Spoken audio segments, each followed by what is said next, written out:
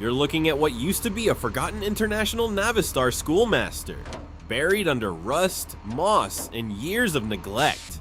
Listen closely. That dry crackle, that's layers of corrosion breaking apart for the first time in decades. Every scrape, every grind reveals metal that hasn't seen light in years. No shortcuts here, just patience, pressure, and precision. The sound of the wire brush slowly peeling back time. Degreaser cutting through thick grime, exposing what's still worth saving. Feel the rhythm of the tools, controlled, deliberate. Each movement has a purpose. Rust turns to dust. Rough steel becomes smooth again. Piece by piece, the machine comes back to life. Hear that? Fresh parts sliding into place, clean threads catching perfectly.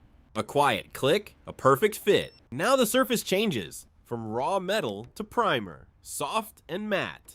Layer by layer, building protection, building color.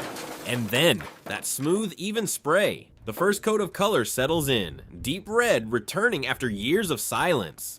Another pass, more depth, more life. Clear coat flows over the surface, like glass forming in real time.